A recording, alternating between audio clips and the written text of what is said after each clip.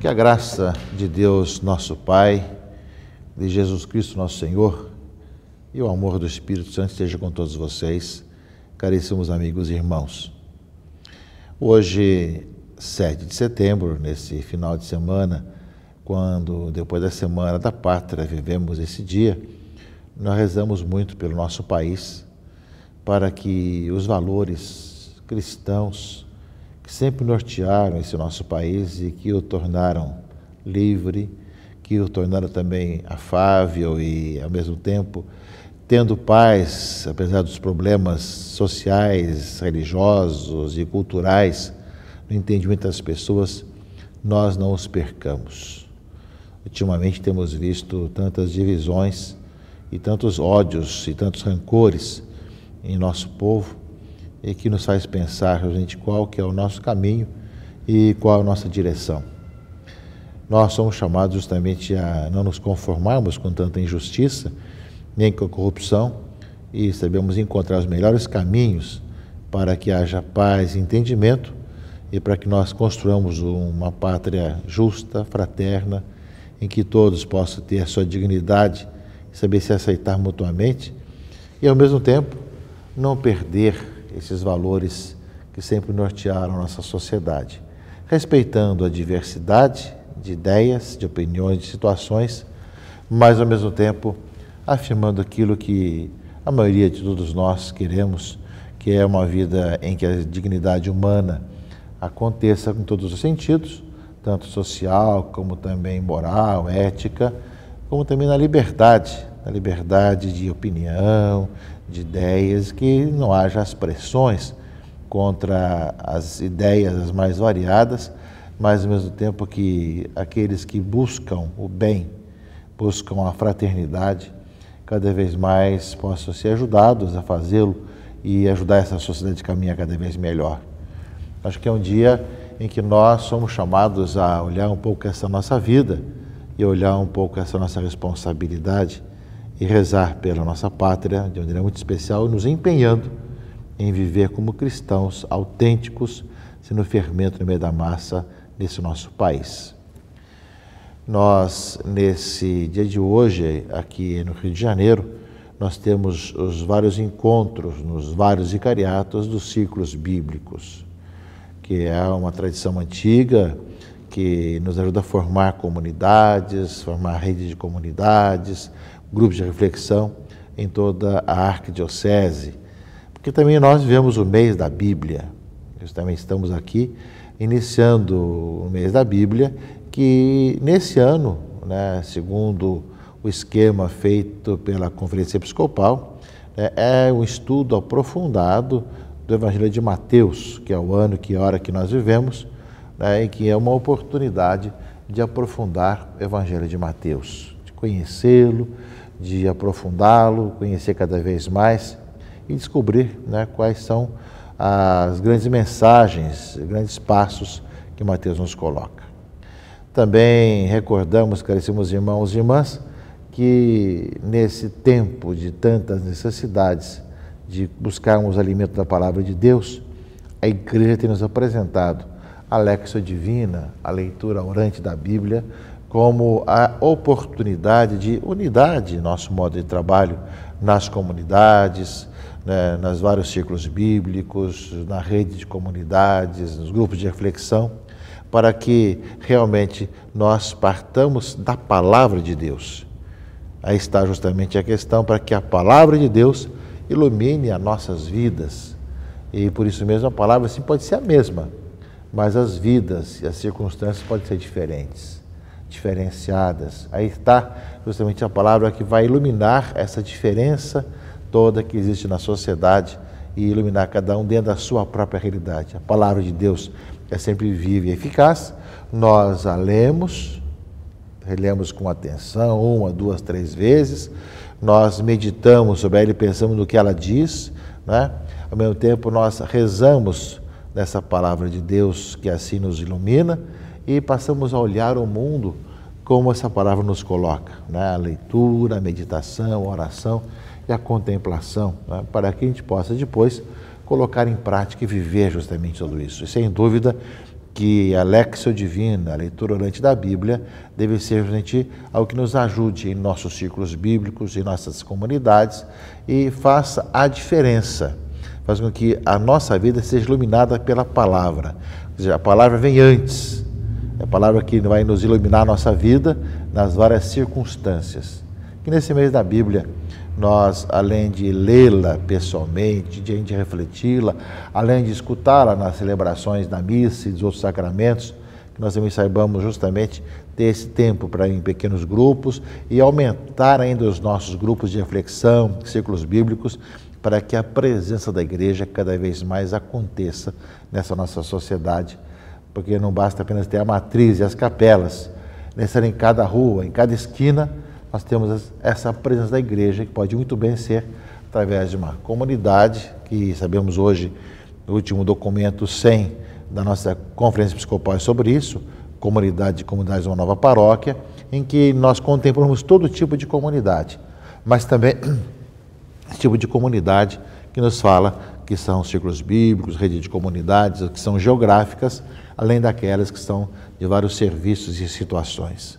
Que o mês de setembro, mais um mês temático, nos encontre justamente valorizando a importância da Palavra de Deus em nossa vida e nos ajude cada vez mais e melhor a espalharmos essa palavra em toda a paróquia, em toda a igreja, em toda a sociedade, que ilumine a vida das pessoas. E nesse sentido, caríssimos amigos e irmãos, cada domingo nós temos a Palavra de Deus que nos ilumina nossa vida e nossa existência. E a liturgia de hoje nos fala da questão da correção fraterna. Tanto a leitura de Ezequiel como do Evangelho fala da igreja que sabe que no seu meio tem joio e trigo. Tem peixe bom, tem peixe ruim. Nós sabemos, quando nós falamos das parábolas, nós sabemos que há o joio, há o trigo, há o peixe bom, o peixe ruim, e aí aquilo que ia ser aproveitado ou não. E por isso mesmo se tem na igreja a assim chamada correção fraterna, ou seja, que eu vejo alguém com um problema, com uma dificuldade, o que eu vou fazer para ajudar aquela pessoa a se corrigir, ajudá-la para que ela possa ver e se enxergar o caminho errado que está andando, que está trilhando.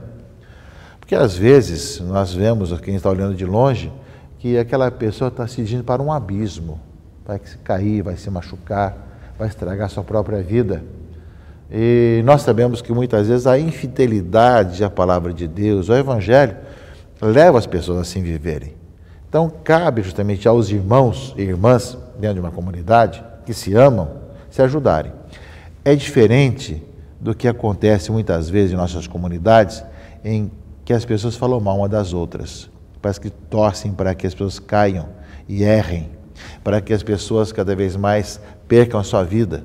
Parece que acontece justamente um certo mal, onde que as pessoas só falam mal, fazem fofoca uma das outras, e não aquela preocupação, o que eu posso fazer para ajudar. Aqui lembramos com muito carinho de Dom Luciano Mendes de Almeida, cuja frase é dele, né, a frase que marcou a sua vida. Em que posso ajudar? O que eu posso fazer para ajudar? E justamente quando vemos o que acontece, a correção fraterna é justamente o caminho do cristão. E a palavra de Deus nos fala isso hoje e nos fala muito seriamente sobre esse assunto. O Evangelho nos coloca esse aspecto com muita clareza. Se teu irmão tiver pecado contra ti, você tem 3 atitudes. Primeiro, repreende-o entre ti e ele.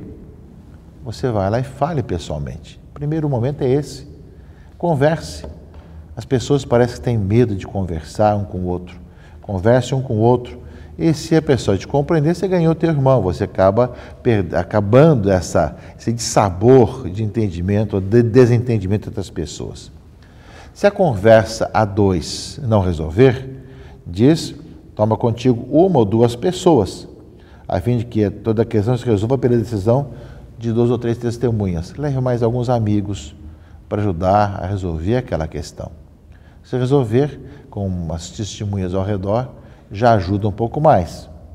Mas se não resolver, então diz-o a igreja, a comunidade, Vamos então tentar ajudar com que toda a comunidade possa participar, não a falar mal, mas a ajudar a resolver a questão de alguém que tiver pecado contra ti, essa desunião que possa existir na comunidade.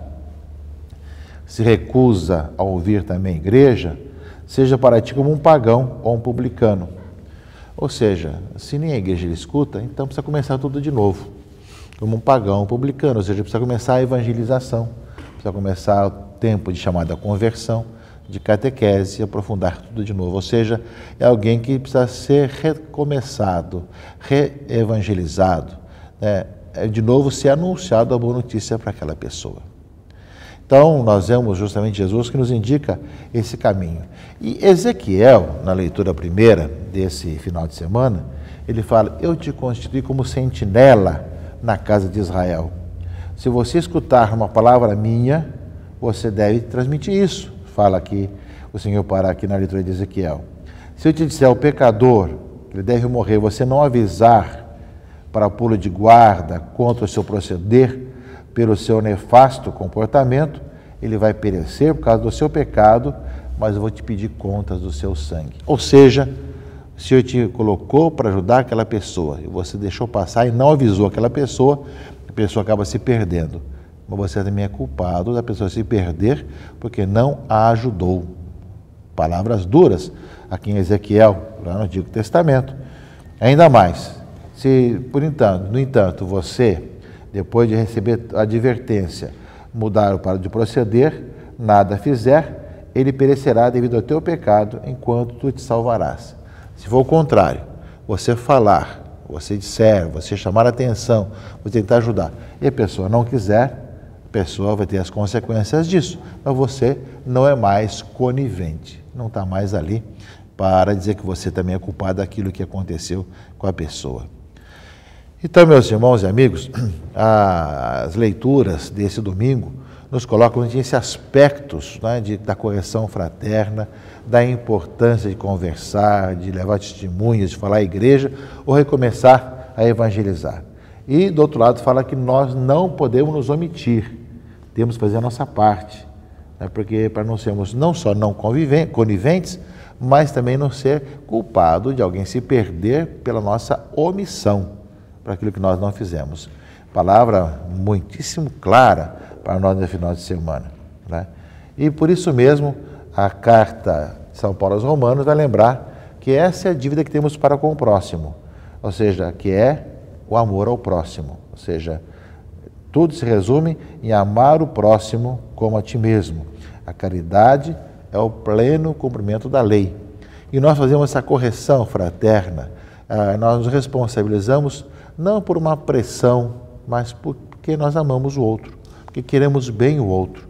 E por amarmos o próximo, é que nós também vamos querer ajudá-lo para que ele tenha vida e não caia no pecado ou no mal, ou se deixe levar por aquilo que está errado na sua vida. É a palavra de Deus desse final de semana, meus irmãos e irmãs, que justamente nos mostra esse caminho. E depois, como consequência disso tudo, o Evangelho termina dizendo que o que ele quer de todos nós é que nós sejamos unidos, vivendo a fraternidade. Porque lembra aqui, se dois de vós se unirem sobre a terra para pedir seja o que for, e o conseguirão do meu Pai que está nos céus. Por quê? Onde 2 ou 3 estão reunidos em meu nome, eu estou no meio deles. Unidos, rezando. E por isso mesmo, amando o próximo e ajudando o próximo a não cair no pecado ou no mal e se responsabilizando para não nos omitirmos e fazermos de tudo para que a pessoa tenha vida e a tenha em plenitude. Palavra de Deus para nós nesse final de semana. Acolhamos, participemos e que Deus abençoe a todos, em nome do Pai, e do Filho e do Espírito Santo. Amém.